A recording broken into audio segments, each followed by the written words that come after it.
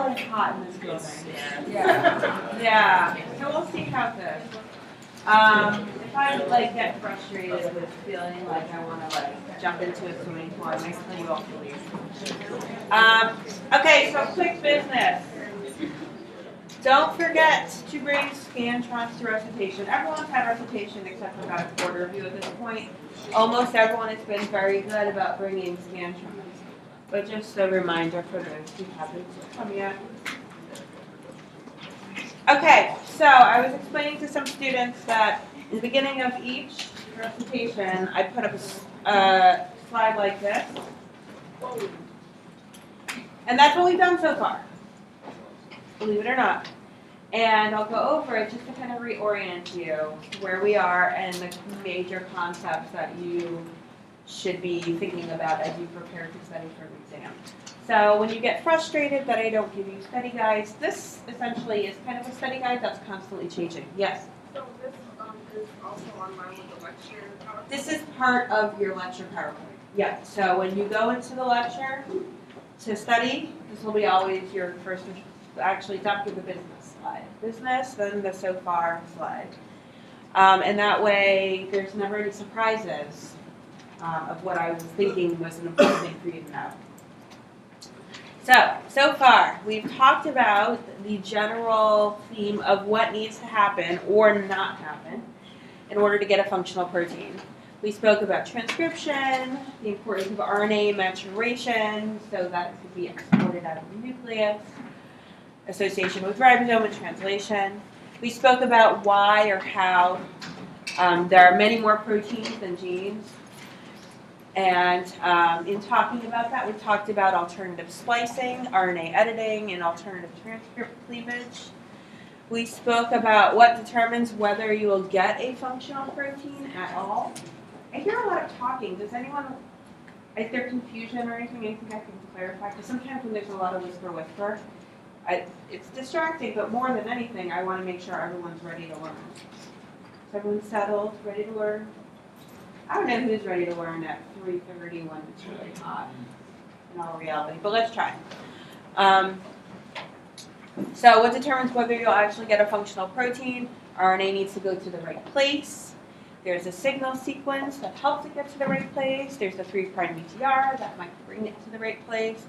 There's RNA stability. If it's not stable, it will never get to the right place. And then interaction with translation initiation factors, which may or may not happen. That also determines whether or not there'll be a protein. And then how can one protein have many different functions? That's about post-translational modifications and how they affect protein localization, stability, interaction with other proteins, and activity. That's what that was all about. Then we spoke about, okay, so we have protein, now what? They need to fold. That's eaten by chaperones. We went through some chaperones. We spoke about the major concept that proteins fold based on amino acid sequence and interactions between side chains and amino acids. So that's what we've done over the past 3 lectures. Does that feel like a lot? That was mostly review. We're actually going to kind of start today. But when you're going through your notes and you're like, oh my god, there's so much stuff, I've kind of helped to categorize things here for you. And so I'm going to try to do that for you as we move along so that you don't feel like you don't know where to put a certain thing I talked about. Okay, so we ended with ubiquitin, and now we'll begin with ubiquitin, right? So this is this small 77 amino acid protein that's often used to tag proteins that need to be degraded, but that's just one function, right? It's covalently conjugated to other proteins, it's in all eukaryotes, it's conjugated to lysines. There are many functions, one of which is targeting proteins to degradation via the proteasome. And these are all the different functions. Could be involved in trafficking, DNA damage tolerance, targeting to proteasome for degradation, and then there are some other functions that are not really known, but people have seen. It's all based on the type of ubiquitin chain that is present. If it's a lysine 48 linked polyubiquitin chain, then it's most likely to target the protein for degradation via the proteasome. If it's linked via different lysines in the ubiquitin protein, it might signal something else to happen. And I just want you to appreciate that. You don't need to memorize all the chains of the different functions. This is not the ubiquitin class that one day I will have. But you do need to kind of just appreciate the fact that ubiquitin does a lot more than target proteins for the proteasome to be degraded. And that's a lysine 48 link chain. So this is the ubiquitin cycle. 3 enzymes are required to activate ubiquitin and then transfer it to the appropriate substrate. That's E1, E2, E3. E3 is the enzyme that actually transfers ubiquitin to the substrate, the protein that's going to be degraded. Then the proteasome recognizes the ubiquitin tag and degrades the protein into short peptides. This is pretty much where we ended the other day. Any questions about what we've done so far? Everyone feeling good? Is everyone wondering why I made you talk about SRP so much in recitation? We're gonna go over that today. And for those of you who just had recitation a little while ago, it's gonna feel like a lot of redundancy, which might be good because it's nice to not have to think, right? Okay. Quickly, the 26S proteasome. It's called 26S because things tend to be named with S because that's Svedberg's and has to do with how it sediments in a gradient centrifugation. But basically, it's this protein. It's like a machine, really, made of many protein subunits, and it has the 20F subunit, which really contains all the proteases on the inside. And then there's the 19S cap, and that actually is what recognizes the ubiquitin tag, helps to unfold the protein, allows for the protein to enter the proteasome and be degraded. Okay, now we're really going to start. Unit 1. So if you looked at your syllabus, you've probably been saying, where's Unit 1? Why are you starting Unit 1? What is this Unit 1? So this is intracellular traffic. This is how do proteins get to where they need to go, right? And so through the book, you'll see a lot of figures like this. And I kind of like them because they show the directionality of where proteins go, right? Because you're going to have all these ribosomes in the cytosol, and they'll either translate proteins that will go to the nucleus, or to the mitochondria, or to plastids, peroxisomes, or they'll go to the ER and translate proteins into the ER, which will then enter the secretory pathway, which means ER, Golgi, and then essentially the cell exterior, secretory vesicles, lysosome. There's a bunch of places that we can go. But it's kind of nice because it also takes into account the backwards motion, right? You've got the forwards motion of things going out of the cell or to the membrane or to places. But don't forget, you also have things coming in from the outside, right? Endocytosis. So we'll also be learning about that. And so there's a lot of this back and forth that's going on. Not really back and forth, but there's forward motion and then coming in from outside as well. And so I love you guys to keep the big picture in mind. And this is a really great big picture slide. So as you're learning about this and you start to get bogged down with details, go back to this and remember what we're talking about, right? So you have your nucleus, and that's where your transcription is happening. And then your RNA is going to come out of the nuclear pore, and it's going to associate with the ribosome, and it can go so many different places, right? You can have translation in the cytosol, which just is you're going to end up with a cytosolic protein, right? You can have a translation, and then there'll be a signal sequence, and that'll make its way to the ER through the SRP.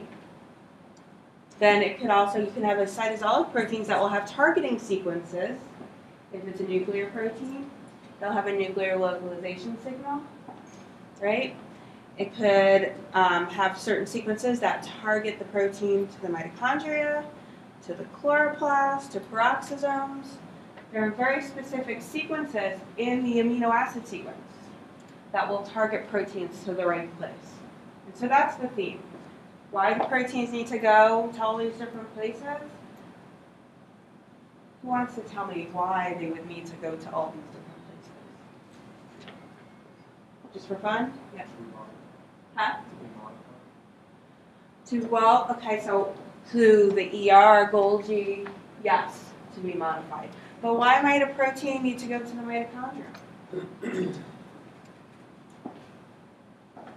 Yep. Because that's what it's made for. That's what it's made for, right? And what does that mean? It has to perform its function. Right, so it has a job in the mitochondria. That's where it's employed. Why might it go to the nucleus? Yep. It's a histone? Maybe it's a histone or another protein that functions in the nucleus. So there's this large cellular process of transcription, translation, but it doesn't stop there because you're making a specific protein that needs to go to wherever it works. Okay? So just remember this and always go back to this. Don't memorize it because there's nothing for me to ask you here, but it's a nice big picture slide. Any questions? Yes?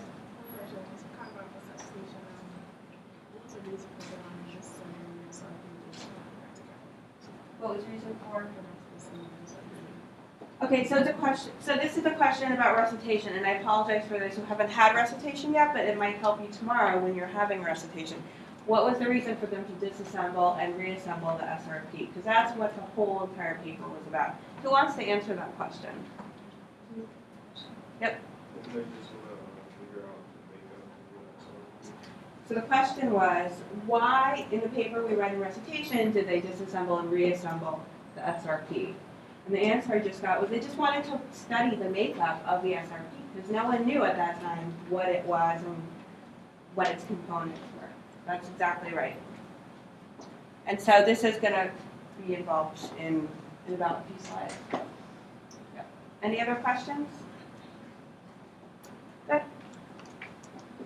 Okay, so the secretory pathway. This is the first stop. The first stop in the secretory pathway is the ER. And a lot of this can be found in chapter 13. That doesn't mean go read and memorize all of chapter 13. Only read what I talk about in class, please. How does a protein get into the rough ER? Right, because we're talking about, so we know it's not going into the smooth ER, because we already know that the rough ER is where the ribosomes are, right? So how does a protein get into the rough ER? I could ask this question, and you should all be able to answer it, because you've all, well, 3/4 of you have drawn it out in great detail. And another quarter of you will do it tomorrow. And we're gonna learn about it right now. So this picture is just showing this is the ER, and it's showing the lumen of the ER right here. Oh wait, right here. And so your ribosomes are actually sitting on top. So you can see these attached ribosomes here. And they're actually, I wonder if you can kind of see some protein. You can see something going in there. And they're sitting right on top of the ER and translating proteins right into the lumen of the ER. Yes? Because like they don't stick to me, but for instance, the proteins when they come out and they're ready to go to the other station, they go to the aquatic. We all have So do all proteins have signal sequences? Is that your question? They all have some sort of targeting sequence. The signal sequence is more referring to proteins that are destined for the ER, but there are other targeting sequence which will send them to other places and they don't need to go to the ER. Yeah, good question. Okay. Okay, so proteins can be delivered to the ER via a post-translational or co-translational mechanism. And what we did in recitation was the co-translational mechanism. And so that's when translation is halted. So this blue is RNA, and the green is protein, and the red is the signal sequence, and this is the ribosome. So in co-translational, translation is halted, and then the SRP brings it over to the ER, and then it continues translation right into the ER, and that's the co-translational translocation. It's happening at the same time as translation's happening. And then there's this post-translational, which we didn't even talk about at all, but it does exist. There are a number of people asked me about it. There's this post-translational mechanism of translocation where you get translation and then you get import of the entire protein into the ER. The whole protein is imported into ER. And that requires that the protein be loosely folded, because if it's tightly folded, it'll never fit through the channel. And it usually involves a lot of health and chaperones. So in co-translational import, nascent or new polypeptides and associated ribosomes are targeted to the ER through recognition of a signal sequence. So you'll have your, this is just showing the polypeptide of the amino acids, and there'll be a string of amino acids right over here that will be the signal sequence. And then there'll be a cleavage site that's recognized by a signal peptidase. And once inside the ER, the signal peptidase will cleave off the signal sequence. So a technique that I kind of refer to a little bit in recitation that's useful for studying imported proteins into the ER involves isolation of rough ER into these microsomes, and you can study a lot of things this way. So here would be your cell, and you've got your rough ER and your smooth ER, and you can actually disrupt the cell, and it forms these microsomes. The smooth ER will form smooth microsomes, and the rough ER will form rough microsomes. And if you're studying import of proteins into the ER, which microsomes would you want to use? Rough, right? Because smooth, ribosomes. So, and these microsomes contain everything that you would need to study imported. So all the things that are already inside the ER are also in those microsomes. And so you can actually isolate them through density gradient centrifugation, right? Because you've got this whole cell, and all these things are all mixed up. So we spoke about density gradient centrifugation and recitation. This is the same. It's enough. Sucrose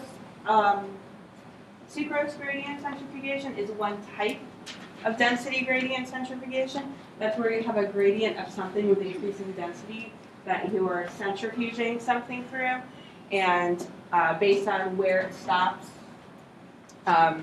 you can isolate different cellular components based on where they stop, because it's going to stop sedimenting based on its density or its size and shape.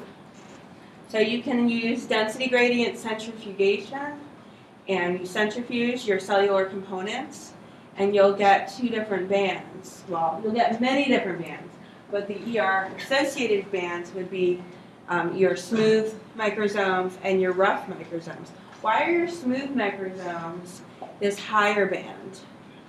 And why are your rough microsomes in a lower band? Yep. The rough ER is denser than the smooth ER. Why is the rough ER denser?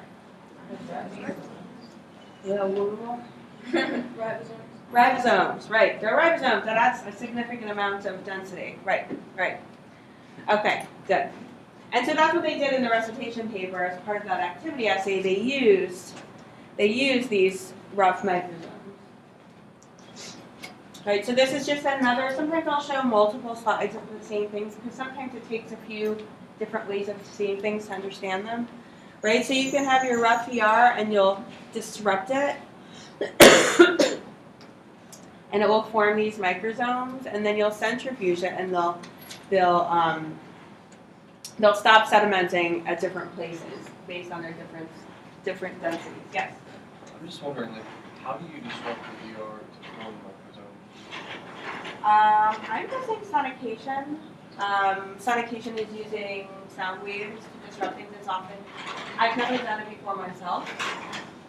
That's one way I would expect to do it, but I think in the paper they talked about salt, some kind of salt extraction. Maybe salt and detergent. No, not detergent, because detergent is solubilized all the membrane. I think some kind of extraction procedure. But all you really need to do is physically, manually disrupt it, and then this sheet of essentially lipid bilayer will break up and form these spheres. Any other questions? Questions? Oops. Okay, so microsomes form from disrupted ER. And then they have the same topology and function as the ER. What does topology mean? What do you think this means in this word, this sentence here? Topology.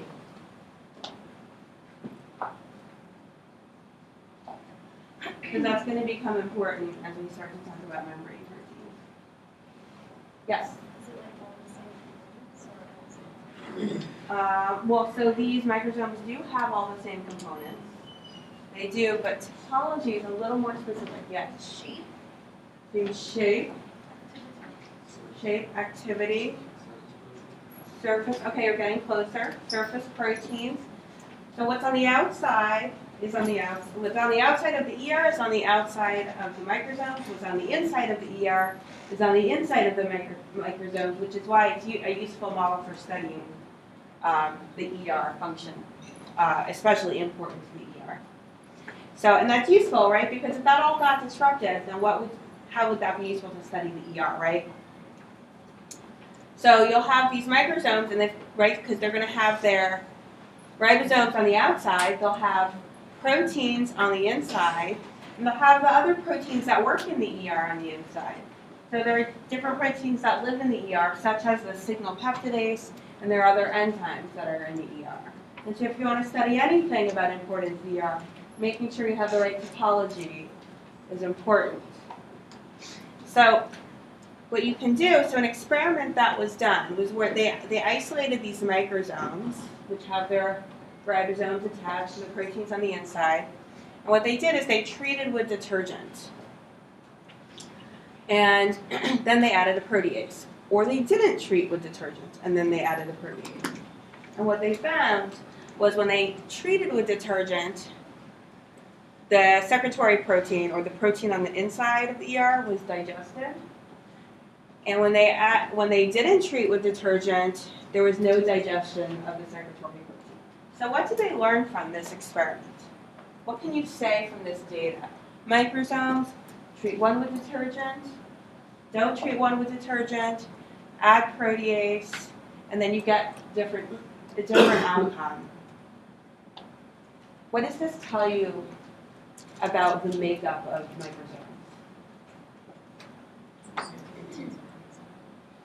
microsomes? Proteins are. Yep. Okay, so something about hydrophobicity. What's hydrophobic? Membrane? Right, so this is one of the, does anyone want to add to this? I'm seeing wheels turning. It's hot in here, I know, it's hard to think for me. So detergent, what does detergent do? It breaks down membranes. That's why when you wash your hands, it's really good at getting rid of bacteria, right? Because you're actually solubilizing the bacterial membranes. Yep. I was just going to add, so did the detergent disprove that there are no secretary proteins? No. So the statement was, did the detergent prove that there are no secretory proteins on the outside? No. So what does it prove? So the key is, in one case, you're solubilizing the membrane. In the other case, you're not, right? And then protease, what is protease going to do? Someone raise your hand.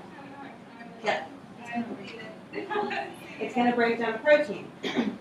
Right. So what this is showing is that on the inside, so basically on the inside of the membrane, so it's actually, there are proteins contained inside these microsomes.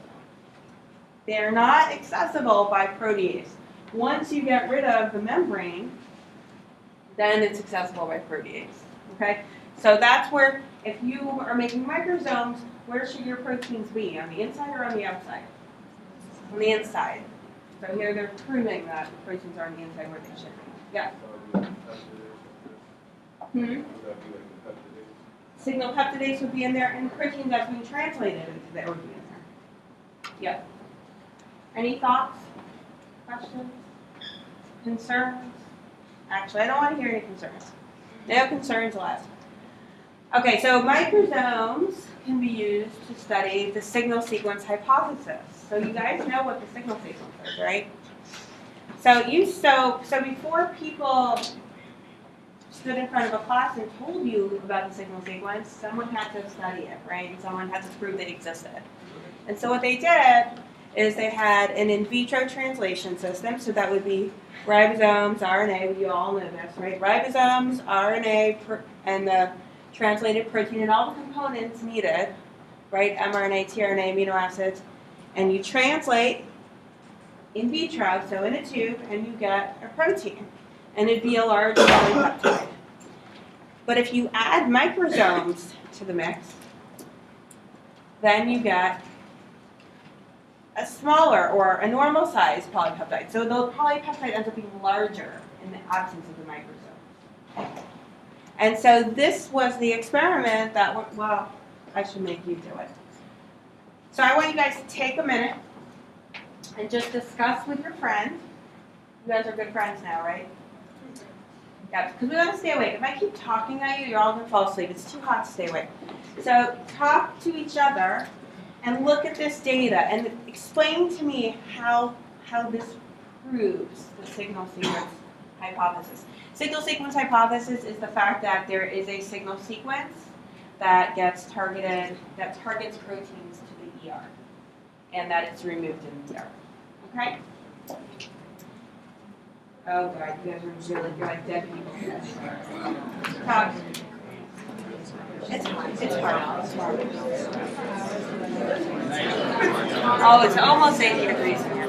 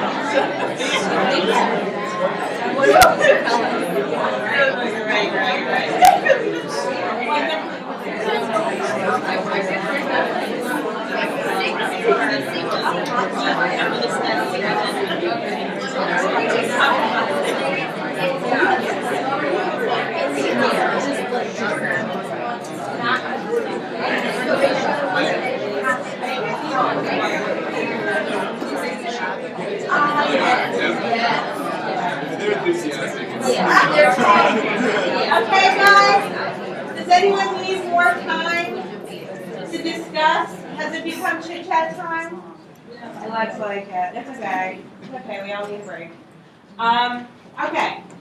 So my question was, so I'm going to rephrase the question because I did get a question over there of like, what are you even asking? So you're a scientist and you hypothesize there's a signal sequence that targets proteins to the ER, and once it gets inside, it's clear. And you put this experiment together to decide whether or not you're right. And so on the top, there's no ER, and on the bottom, there's an ER. That's the only difference, right? They're both basically in vitro translation systems that are going to translate a protein, and on the bottom, there's the ER. And so does this prove? And so what they get at the end, they get a large polypeptide at the top, and they got a smaller polypeptide on the bottom. So does this prove the signal sequence hypothesis? Saying yeses? Does someone want to explain their reasoning, their thought process, anything like that?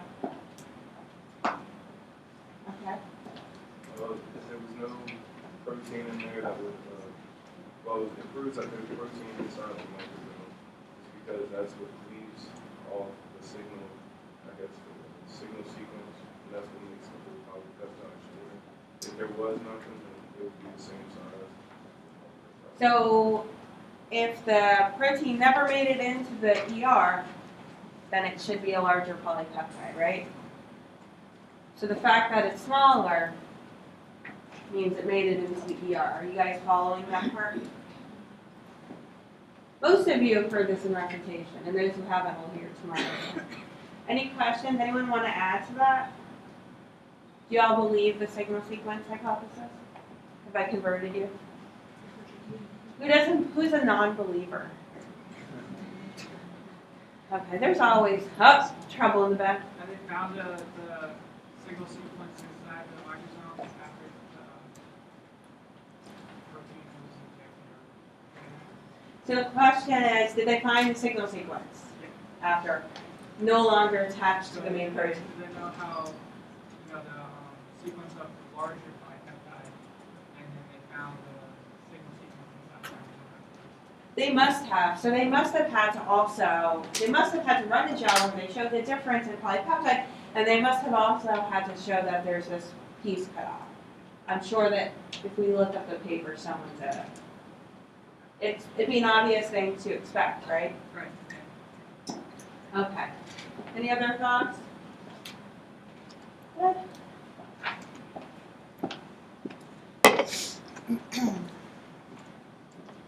Okay, here's a practice one. You'll get to take a break again. A break from me, not a break from thinking about science. You're studying IgG, an antibodies secreted from B cells in the immune response.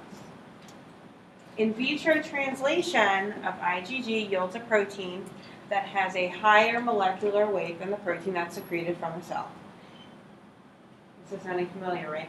Addition of microsomes to the in vitro translation experiment results in an IgG that has a lower molecular weight, identical to that of IgG secreted from B cells.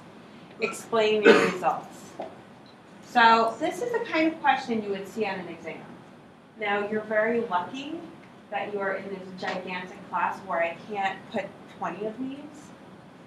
But what I usually try to do is turn a question like this into a multiple choice. And you would have to choose the best explanation for this data. So I want you to take a moment to review the results and discuss with your friends again. And then I want an explanation for the results. And this should be very easy based on what we've been talking about, but it's good to have lots of practice. Okay? So take a minute.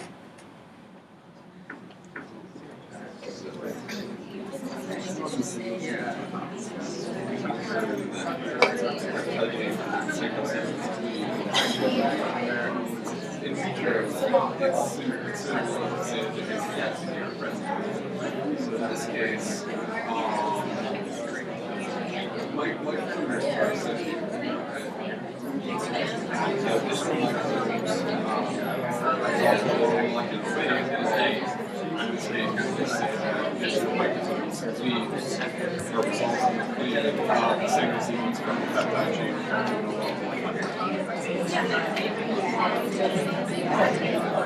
This is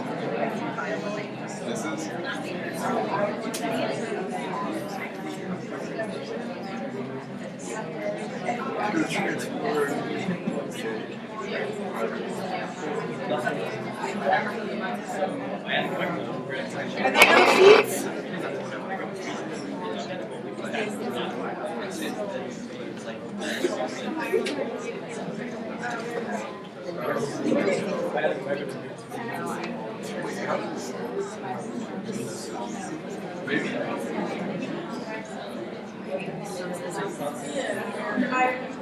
How are microsomes associated here? I think it was they are the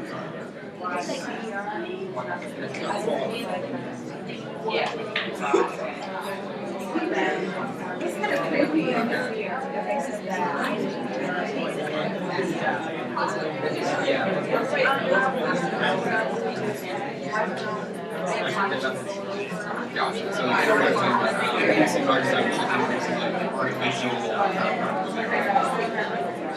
makes sense.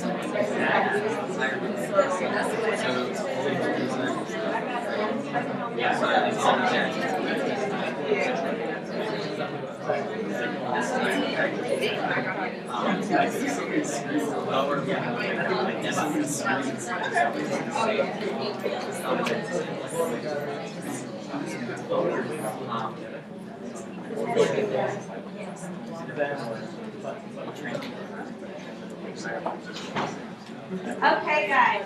So this is related, but what I did is I applied it to something and I turned it upside down. And do you need to know anything about B cells to answer this? Do you need to know what IgG is? No, those are all distractors, right? So who wants to explain these results? Someone who I don't see very often. I keep forgetting to put it down as class list.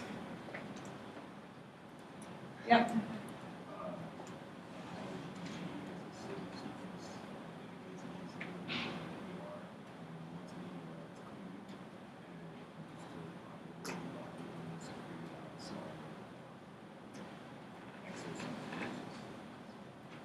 Okay, so IgG probably has a signal sequence that sends it to the ER, and then it makes it through the secretory pathway and out of the cell.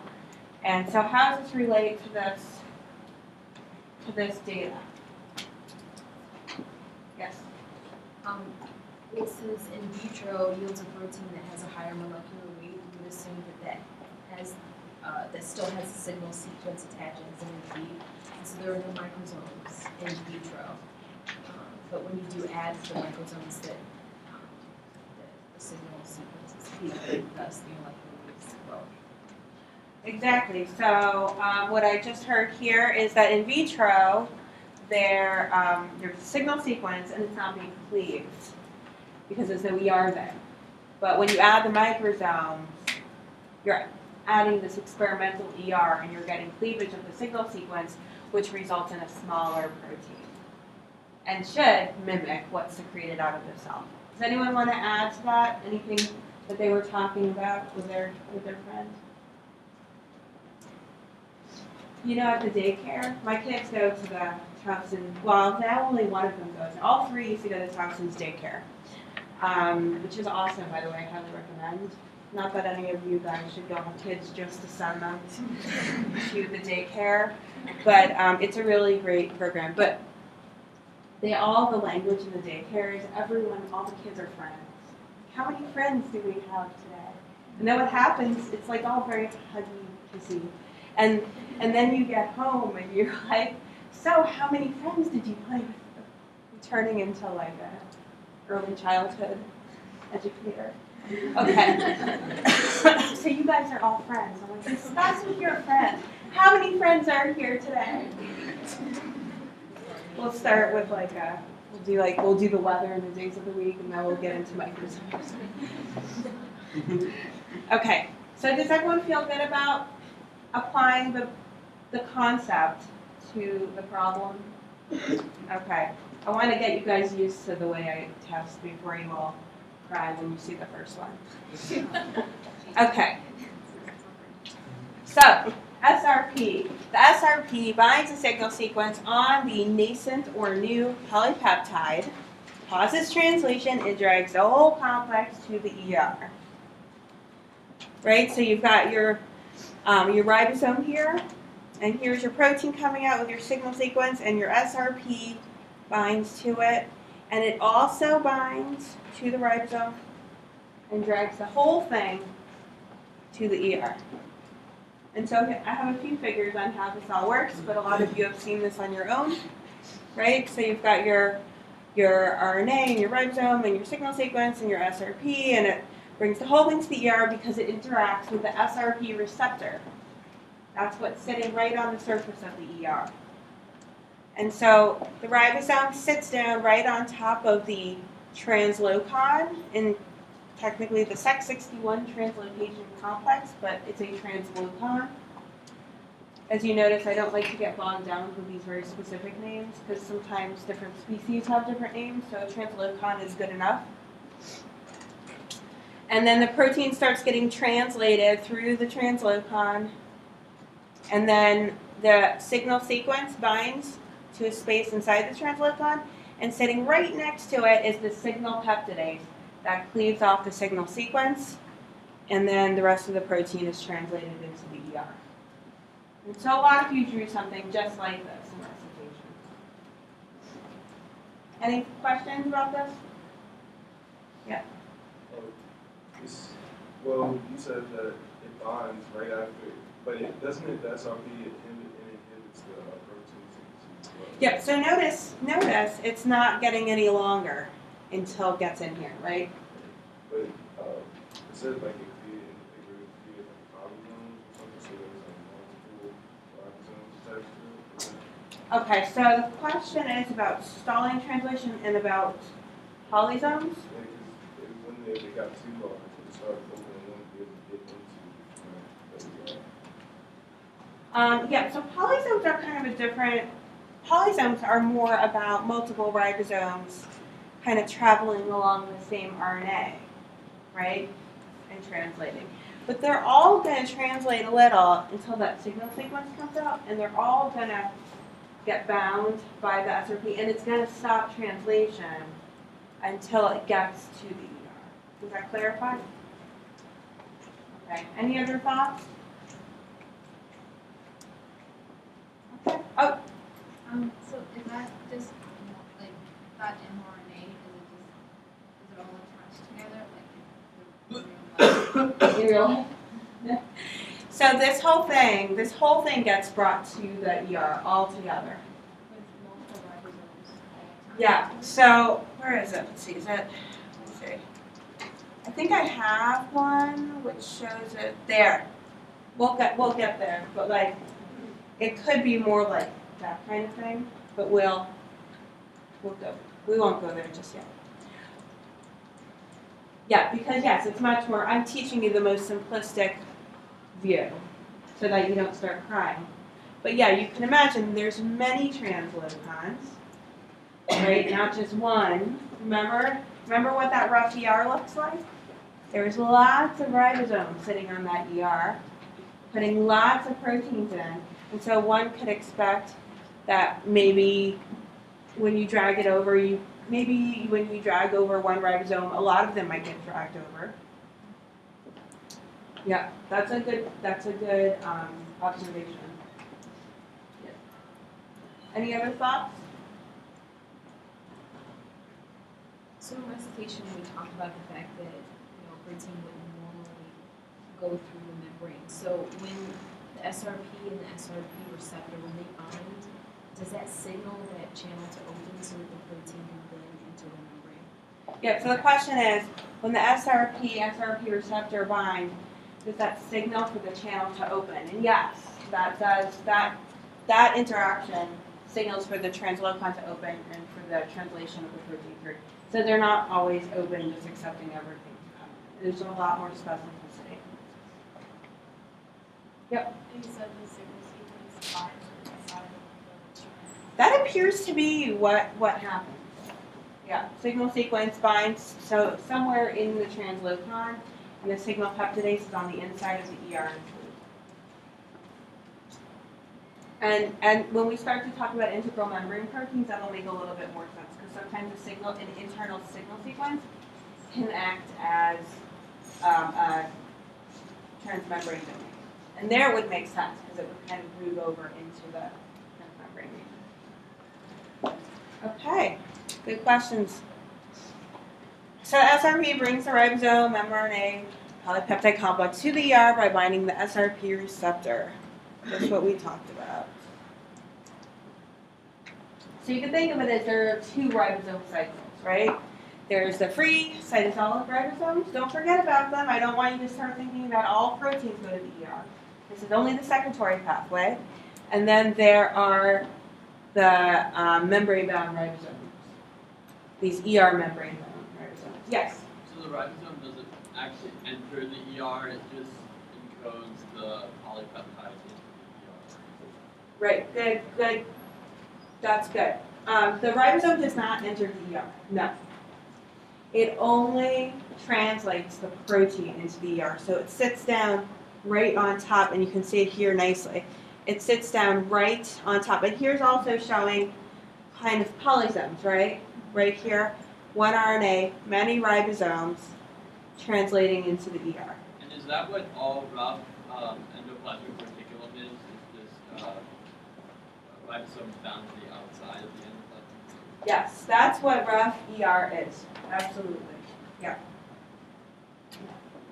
Yep. Which chaperones we needed to, I guess, move the protein inside the. Which chaperones we needed to pull proteins in the ER. Yes, and there are ER resident chaperones. They live in the ER. Yeah. And what will, as we learn more and more, they have certain sequences on them that target them to the ER, and they stay in the ER so that they can never get out of the ER. Anytime they might end up by mistake in the Golgi, and they'll get sent back to the ER. So, 2 cycles of translation, cytosolic and this membrane-bound cycle. Any questions? Who had their hand up? Did you saw someone? Nope. Okay. So the ribosome binds to the translocon, translates the protein through the translocon into the ER. So we can briefly compare co-translational and post-translational translocation. So with co-translational, and I'm not focusing too much. I used to do a paper on the compare and contrast of the two, and that killed everyone. because it was a review, so it had all the information ever about both of them, and everyone wanted to kill me. But, so I'll just go over it briefly. So you know a lot now about co-translational translocation. But post-translational translocation is different, where you have they have a different complex, a different complex of proteins involved in getting the fully translated protein into the ER. So co-translational is translated into the ER. Post-translational, exactly what it sounds like. After it's translated, it's imported into the ER. And there are different proteins involved. Okay? And so here actually you can see, here's a chaperone. This BIP is a chaperone that's involved, that's inside of the ER. Okay, so signal peptidase, that's the enzyme that's in the ER, and it removes the signal sequence right inside the ER. Right, so you've got this active translocator, and the protein's coming in, and the signal peptidase senses the cleavage site and cleaves off the signal sequence. And here it's actually showing it stuck in the ER membrane, and that's interesting. I'm thinking a lot more about that right now. I'm wondering if they all get stuck in there and they just hang around. That seems weird. You're going to have to check the most recent edition. But with transmembrane proteins, that is what happens. And so we'll see about that shortly. Okay, so integral membrane proteins. We talked about that a little bit because in the paper, people were talking about integration of proteins into the ER and what that meant. And I was trying to explain that membrane proteins have these transmembrane domains, and when they're also part of the secretory pathway, and the way they make it into membranes is during translation. And they have this membrane-spanning region, these hydrophobic amino acids, so these amino acids with nonpolar side chains. Usually it's about 20 or so amino acids. And the alpha helices is usually a helix, and the alpha helices bury all the peptide H bonds on the inside, right? Because if you're inside a membrane, you don't want lots of hydrogens sticking out. You don't like that. That's not really good for energy. Okay, so has anyone seen one of these before? A hydropathy index? So remember, each amino acid has its own biochemical properties, right? And some of them are more hydrophobic, some of them are more hydrophilic. And so you can actually take any protein sequence and check its hydropathy index just by putting the protein sequence into some online, it used to be probably calculated somehow, but there are all these online calculators, and it will draw one of these for you. And if you see a big peak of, so here's a 0. If you're positive, you're more hydrophobic. And if you're negative, you're more hydrophilic. That's just the scale. And if you see this big peak, like that, that's about 20 to 30 amino acids of hydrophobic amino acids, it's likely to form a hydrophobic region. And so let's say, why would you need to know this? Let's say you're studying a protein that nothing's known about it. There are still proteins out there that are completely uncharacterized. One of the first things you might want to do is see if it has a transmembrane domain. Who's taking 410? Did Dr. Ham have you do something like this? Yeah. Who has Dr. Ham? Who has Dr. Sanchez? Oh, just wondering. There's not that many of you, huh? You do. Yeah, so that's one way to characterize a protein with no known function is does it have a transmembrane region, because that might tell you something about its function. If it has a probable transmembrane region, do you think it would be a cytoplasmic protein? Yes or no? Who says yes? Who says no? Okay, someone raise their hand.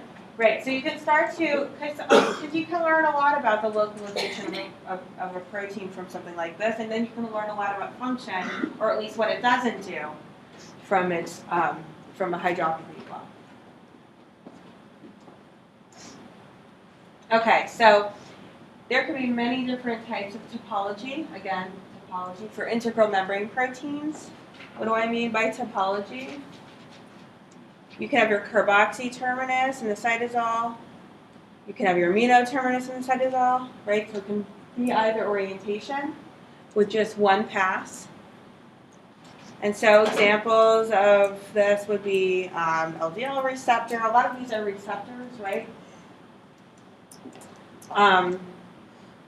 You can have a large large cytoplasmic tail like this. This would be your cytoplasmic tail.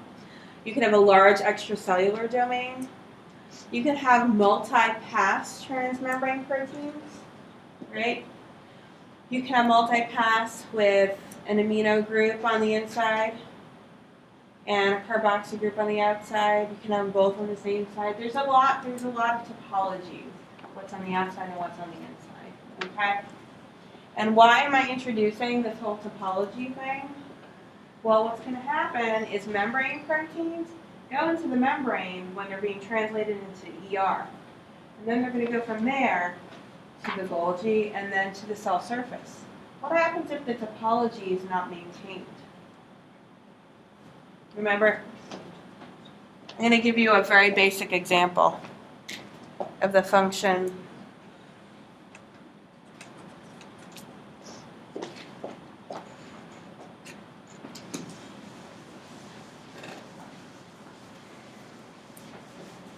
I just want to give you some context for learning about this. So if you have a cell that has a receptor, let's call it the LDL receptor. All my receptors look the same. You want the outside to be able to bind to LDL, right? And you want the inside to do whatever signaling, right? So what happens if when it's translated into the ER, what happens if it doesn't maintain its topology until it gets to the cell surface? It's not possible for it not to maintain its topology, but it's very important for it to maintain its topology. And it does maintain its topology because what would happen if the receptor ended up like this? Would it bind to any LDL? No. And so I'm just putting this out there because it's an important concept to understand as you think about membrane proteins getting to where they need to go. Okay? I always get a lot of like confused looks with this one. Should I just move forward or does anyone want to discuss with me, not with each other? Yeah. You have other like groups in not just carboxy or So the question is, and I'm sensing a gap in knowledge, and I love gaps in knowledge. So could you have anything else on the end? Why not carboxy or amino? Or why be limited to carboxy and amino? Well, what is the amino terminus and carboxy terminus? What is that? Where does that come from? Huh? It's the ends of the protein. So when you're making a protein, you're going to have a beginning and an end. And so beginning needs to be somewhere and the end needs to be somewhere. So yeah, you'll have other stuff, right? So like with this multi-pass transmembrane protein, you have a whole bunch of stuff on the outside and a whole bunch of stuff on the inside. And that's very important for the function of the protein. Or even here, yeah, your amino terminus is there. But there's a whole lot of other stuff out there that's important for binding to whatever it's going to bind to. Yeah. I'm sorry, could you explain again the connection between what's up there and what's on board? I'm just introducing the concept of topology, and the whole point of it is I want you guys to understand that receptors can go into the membrane in whatever orientation they need to go into to work. Okay? So, or proteins can go into a membrane based on whatever orientation they need to work. But that happens at the ER. When you have your protein translated into the ER, if it's a integral membrane protein, it's going to go in here, and what's on the cytosolic side of the ER is always going to be on the cytosolic side, all the way up to the plasma membrane. And to fully understand it, you're going to have to understand the fact that you go ER Golgi membrane, and it's transported in vesicles, and the hydrophobic part of the protein stays in the membrane the whole way through. It'll start to come together. Stop me if this stays confusing. Yes. So it's basically keeping the correct side of the protein, correct side of the membrane for each job. Keeping the correct side of the protein and the correct side of the membrane to do its job. Right. And so I talk about it could be in this orientation or this orientation. I just want you to understand they can go in different ways, but it's all dependent upon the protein and the protein's job and which side should be the extracellular side, which side should be the cytoplasmic tail, and what the protein is supposed to do. Okay? Okay, can I move on? Sure. Okay. Oh, that's weird. Look at that, 2 font sizes. I hate that, by the way, when font sizes are not uniform. That makes me crazy. In grad school, I had my PhD advisor was one of these people who just like throw together a talk in the last minute and never like have a title for a slide, or you'd have multiple fonts, multiple font sizes in the same sentence. So at the end, by the end, I would always take all his talks and fix them for him before he went to his conference because I was embarrassed by him. So I just see, it's embarrassing. I don't know how it happened. I'll blame my kids. And they were on PowerPoint, changing font sizes. Okay. So I keep talking about how transmembrane protein is going to go in at the ER. So how does this happen? It's all about the stop transfer sequence. So it's all the same where you've got some kind of signal sequence that still binds SRP and SRP receptor and gets there. That's all not in this picture. And here what happens is you can have a start transfer sequence, which is the starting of the protein going in through the translocon, and a stop transfer sequence, and that will help to determine what side's going in and what side's going to be out. So to walk you through this, you have the standard signal sequence binding to the translocon, and you're going to keep on having translation of the protein until this stop transfer sequence hits the translocon. And then what's going to happen is your signal peptidase is going to cleave that as it should, and then the whole thing's going to move over into the membrane. And now you have a membrane protein in the membrane, in the ER, but it's the same way it's going to be on the plasma membrane. Okay? This is where it goes in. Do you ever wonder where plasma membrane proteins come from? You think like there's a fairy that comes along and just drops them in? No fairies. Yeah. So the receptor fairy. So this is one way that it happens. Okay? So here's a little bit more. So so this is with the insulin receptor, and here you'll have the ribosome sitting right here, translating in, the signal sequence is cleaved off, and eventually it'll hit the stop transfer sequence, which is usually, it's also sometimes called an anchor sequence. You think of it because it anchors the protein in the membrane. And that'll pause, it'll get moved over. Well, sometimes it'll get moved over right away, but then what will happen is it'll stop there, and then the ribosome will continue translating, but this all stays up because this part is now anchored in the membrane, and then it moves over into the membrane of the ER. Okay? Yes?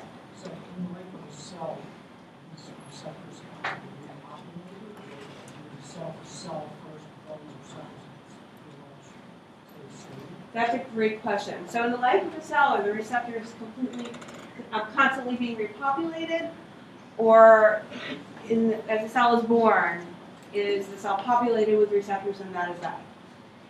Constant changes, constant repopulation, constant. If you think about it, we talk about the cell and how it's functioning in response to its environment. So it has to constantly be changing. So for the example of the LDL receptor, which we'll go into in more detail, every time that LDL receptor binds LDL, it gets endocytosed, it goes to the endosome, and then it goes to the lysosome, and then, the late endosome, and then the LDL is released. The receptor is recycled back up. Let's say you, for whatever reason, let's insulin receptor. Let's say you need more insulin receptors because the conditions in the cell require that. You're going to have some kind of signaling that's going to result in gene expression, transcription, translation to the ER. This process, Golgi, up to the cell surface. So think of the cell as not something that's just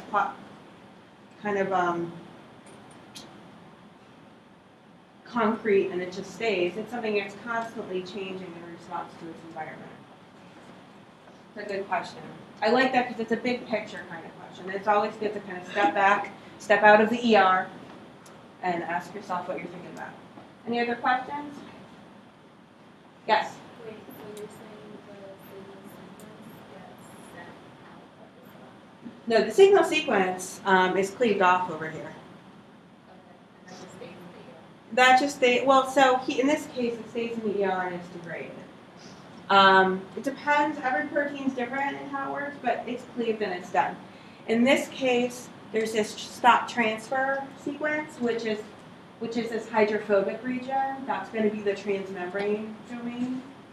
And that stays in the plasma membrane, and then the whole thing is eventually going to form a vesicle, which is like, does everyone know what a vesicle is? Yeah. And go to the Golgi where it will get further modified, and then go up to the plasma membrane where it will fuse with the membrane, and the membrane, and it will look just like this same membrane that's surrounding this receptor will be the same membrane that's on the cell surface. And the cytoplasmic side here will be the cytoplasmic side when it's on the cell surface. Okay? Any other questions, clarifications? Okay. Am I going too slow? I'm feeling like I'm going slow. Maybe it's because it's hot. Okay, in the next 5 minutes, I'll teach you the rest of cell biology. Okay, so then there can be an internal signal sequence that can be used to integrate a single-pass transmembrane protein in 2 different ways. So in this case, the signal sequence is not at the end and is not cleaved off. So there's a lot of different ways things can be, and I wouldn't try to get completely bogged down with memorizing each and every one, just understand the concepts. This signal sequence is acting as a transmembrane domain, so it's stopping there, interacting with the translocon, and moving over. And it can end up with either topology, either with the amino terminus in the cytosol or the carboxy terminus in the cytosol. And it all depends on the protein. Right? You can have an N-terminal cytoplasmic tail, an amino-terminal cytoplasmic tail, or you can have a carboxy terminal cytoplasmic tail. And you might say, well, how do you know? Well, it has to do with the surrounding amino acids that are going to determine which way it's going to go. And it needs to go in the right way for the protein to work. Okay, any questions?